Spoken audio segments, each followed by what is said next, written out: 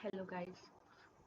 Sorry, 2 दिन video नहीं आया क्योंकि मेरा नेटवर्क काम कर ही नहीं रहा था, इसी वजह से नहीं आ पाए।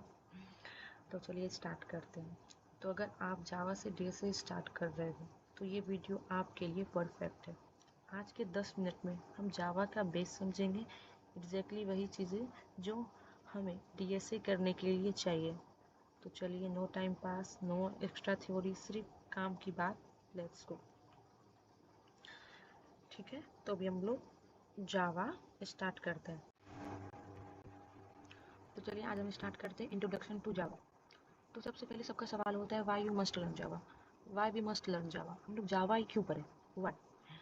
तो तो सबसे पहले सबसे इम्पोर्टेंट क्वेश्चन ये सबका होता है, क्या फ़ायदा होगा। तो देखिए, सबसे इम्पोर्टेंट बात समझना है कि आपका, देखो अगर मैं ज़ीरो स्टार्ट करना चाहूँ तो देखो कितने ज़ीरो हैं। 60 बिलियन डिवाइस पे चलते हैं, 60 अरब पे करंटली आज जावा रन करता है। देखो पूरी दुनिया में लोग ही 60 अरब है, लेकिन ये 60 अरब में चल ही रहा है। तो आप सोचिए जावा का एक्चुअल सेल कितना ज़्यादा है, ट्रेंडिंग देखिए कितना ज़्यादा है। तो अगर हम देखें ट्रेंडिंग में, तो जावा आज भी most of the popular language है, सबसे ज़्यादा है। तो सबसे ज़्यादा इंपॉर्टेंट चीज़ जो मुझे लगता है, तो सबसे ज़्यादा जो हम लोग को आज सीखना चाहिए तो वो जो है हमें जावा सीखना चाहिए।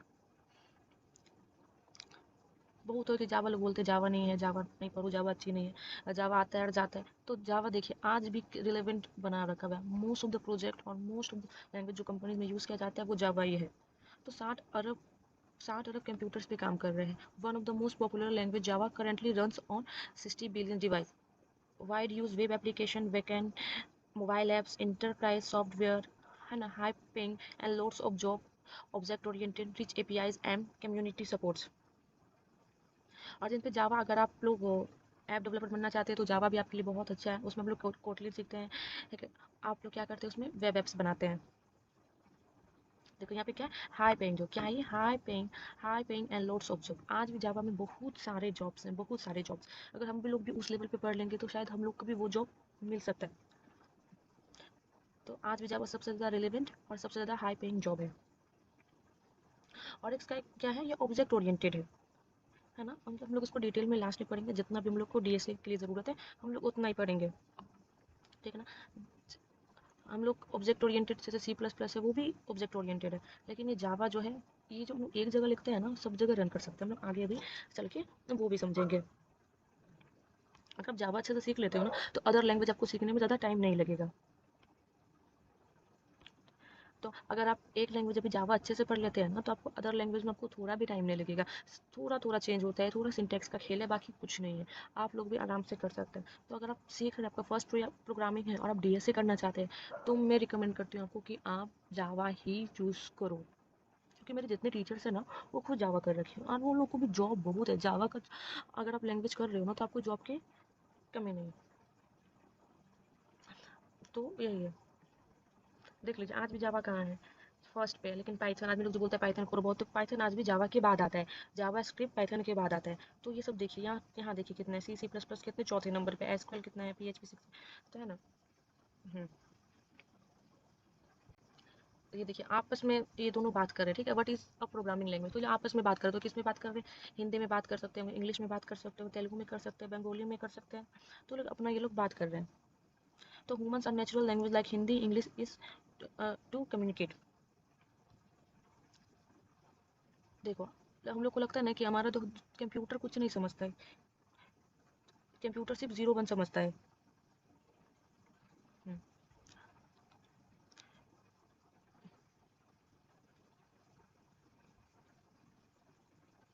ठीक है।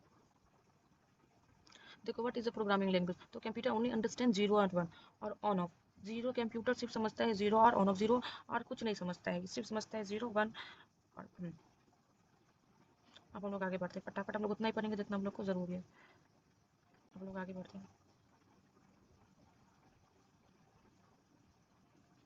आज देखिए हम लोग ये पढ़ते हैं what is a programming language. Programming language क्या है, computer convert high level language to low level language और machine code. Given instruction to computer, instruction tells computer what to do. This instruction or code human instructions are given in high level language. तो देखिए देखिए अभी हम लोग घर वाले हम लोग को बोल देते जाओ दही लेके आओ, तो हम लोग दुकान चले जाते हैं, लेकिन हम लोग को वहाँ पे नहीं मिलता है, तो हम लोग क्या करते हैं दूसरी जगह चले जाते हैं, तो हम लोग समझ रहे बातों को, तो हम लोग दूसरी जगह जा रहे हैं। लेकिन ये क्या है, कंप्यूटर कंप्यूटर अदर लैंग्वेज नहीं समझता है, कंप्यूटर सिर्फ समझता है 0 1 0 1 0 1, है ना। तो ह्यूमन इंस्ट्रक्शन देता है, प्रॉब्लम दिया, तो ह्यूमन इंस्ट्रक्शन क्या इसको क्या किया, कंप्यूटर 0 1 में कन्वर्ट कर दिया, और फिर क्या हो गया, ये सॉल्व करके तब ये कंप्यूटर समझता है। आप समझिए ये बात, कंप्यूटर कुछ नहीं समझता है, सिर्फ 0 1 समझता है। ठीक है, कंपाइलेशन होता है। What is an algorithm? हाँ देखो, एल्गोरिथम क्या होता है, किसी भी चीज़ को स्टेप बाय स्टेप करना। अभी हम लोग को चाय बनाना है ना, हाउ टू मेक टी, तो भी हम लोग को चाय बनाना है, तो पहले हम लोग क्या लेते हैं, दूध लेते हैं, तो उसको बॉयल करते हैं, फिर उसमें चीनी चपत्ती देते हैं, तो हम लोग उसको अच्छे से बॉयल कर लेते हैं, अपने ऐड करते हैं शुगर हनी सब कुछ हम लोग ऐड करके हम लोग का ये क्या हो जाता है, हम लोग का ये चाय अच्छे से बन जाता है। तो स्टेप बाय स्टेप एल्गोरिथम यही है, किसी भी चीज़ को स्टेप बाय स्टेप करने से हम लोग का क्या होता है, स्टेप बाय स्टेप करने से एल्गोरिथम बनता है। हर चीज़ का अंडरस्टैंडिंग होनी चाहिए। हम लोग आगे बढ़ते हैं। देखिए फिर इसका भी है, दूसरा भी एल्गोरिथम है ना। Apply sanitizer to hands, cover all surfaces of hands, rub hands together until dry. An algorithm is a step-by-step procedure for solving a problem or performing a task. तो है ना, ये हम लोग का एकदम स्टेप बाय स्टेप करते हैं। एल्गो बहुत पुराना वर्ड है, कहीं भी आप करो तो एल्गो, ठीक है। एल्गोरिथम बहुत पुराना वर्ड है, जहाँ से एल्गो निकला है, एल्गो बहुत पुराना वर्ड है। कहीं भी इंस्ट्रक्शन आप कहीं भी देख रहे हो तो वो क्या होगा, एल्गो होगा।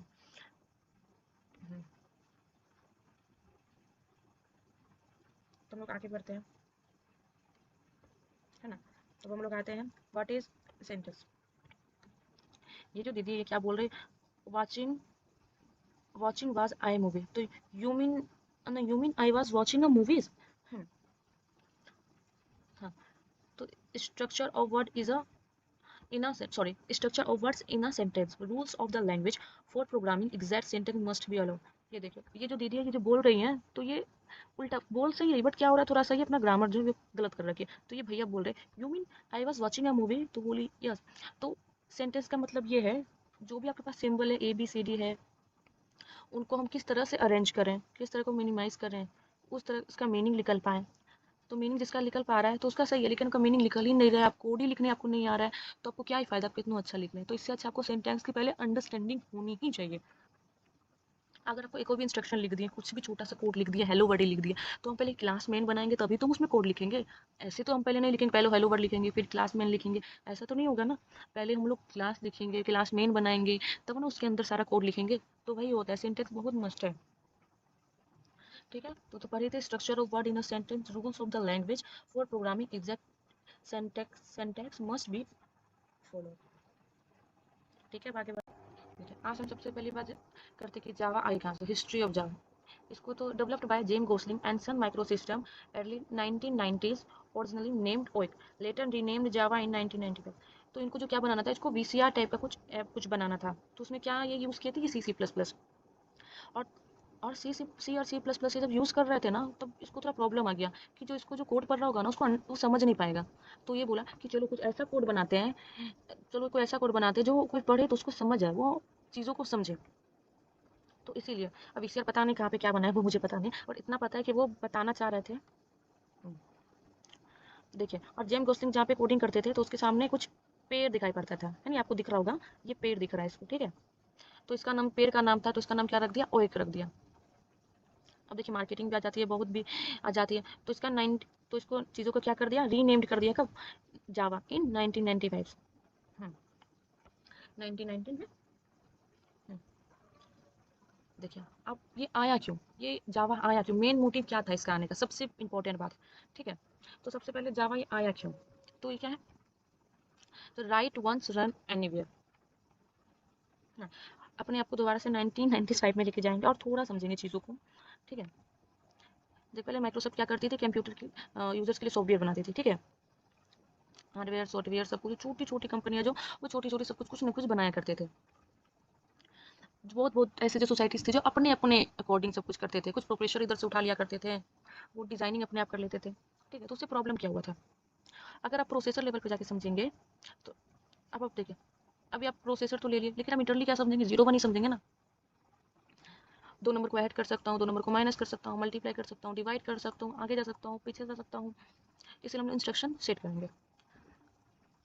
तो होता क्या था वहाँ पे ना, इंस्ट्रक्शन का सेटअप अलग अलग होता था, सबका अलग अलग, सबका अपना अपना होता था, ठीक है।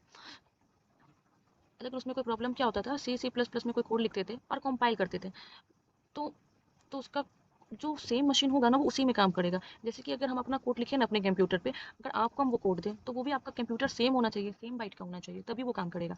ये अलग अलग अलग काम नहीं करेगा। तो इसलिए जावा आया कि हम एक जगह कोड लिखें और सब जगह रन करें। तो क्या first release 1995 introduce write once run anywhere concept with cross platform operability है। I hope you understand.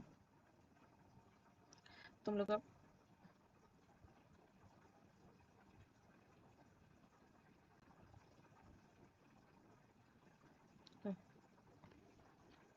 history of Java developed with the vision of backward compatibility should not break with new version release.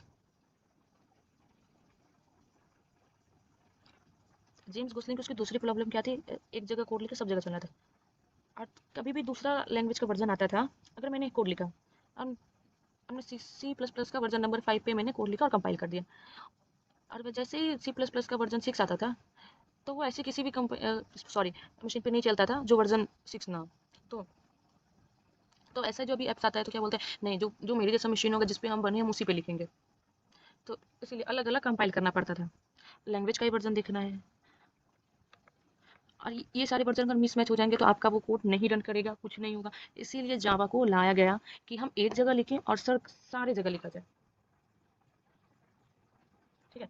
यही है rapid growth and, हाँ, diversification late 1990 2010 expanded from web applet or service side application standardized into different edition phone various computing platforms, ठीक है। देखिए जावा पहले कितने कहते हैं 1998 में जेडीके 1.0 आया, फिर J2SE 1.3 आया मई 2000 में, ऐसे ही सारा सारा आया, ठीक है। हम्म, तुम लोग चलते हैं आगे। हम्म, देखिए अब देखते हैं मैजिक ऑफ बाइट कोड। ये देखिए जो मेरा सोर्स, सोर्स क्या होता है, जो हमने लिखा जो हाई लेवल लैंग्वेज में, ठीक है। तो हम लोग क्या लिखेंगे, वो मेरा सोर्स कोड होगा। अब ये जो मेरा सोर्स कोड जो दे देगा कंपाइलर देगा, तो उसको क्या करेगा, कंपाइलर चेंज करेगा और ये क्या करेगा, बाइट कोड में चेंज कर देगा। कंपाइल करेंगे तो उसको क्या करेंगे, बाइट कोड में चेंज कर देंगे। देखिए पहले कंपाइलर का काम करता है हाई लेवल को लो लेवल लेवल में चेंज करना, ठीक है। तो virtual machine,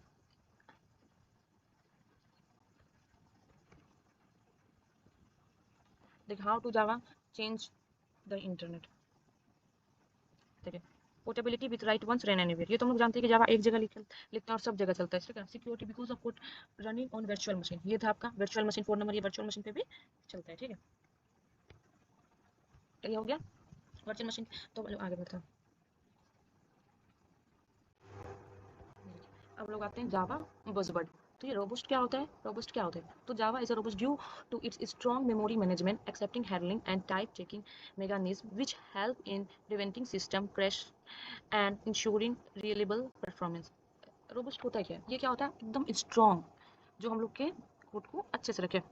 strong memory management होती है, ये मेमोरी को बहुत मैनेज करते हैं और आपको जितना मेमोरी चाहिए वो उतना ही देता है। ये आपके एक्सेप्शन को हैंडलिंग करता है और रन टाइम कोड को आपको हैंडल करता है। और अगर आपका कोड क्रैश हो रहा है तो ये आपका क्या मेमोरी हैंडल करता है सब कुछ, ठीक है। तो डायरेक्टली तो कोड आपका सिस्टम पे चल रहा है ना, तो सिस्टम आपका अगर कुछ क्रैश कर गया तो रोबस्ट क्या करता है, वो आपको हैंडल करता है ना। Multi thread is a programming is the ability of a CPU execute multiple thread concurrently allowing for more efficient processing and task management। Multi threading है क्या, एल्गोरिथम का क्या है कि देखिए हम लोग कब से बात कर रहे थे, एल्गोरिथम क्या क्या है, ये सब स्टेप बाय स्टेप करता है। तो मल्टी थ्रेडिंग क्या है, हाँ, एक काम बार बार करना, ठीक है।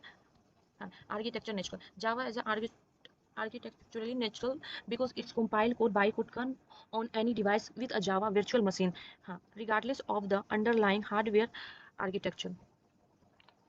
हाँ, तो interpreted and high performance Java companies high performance with interpretability as is by code in interpreted by the Java virtual machine JVM which employs just in time compilation for efficient and fast execution। ये fast बहुत speedly चलता है, ठीक है।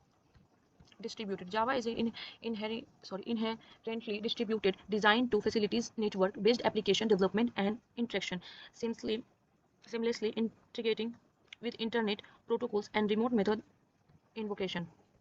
Object oriented programming हम लोग आते हैं,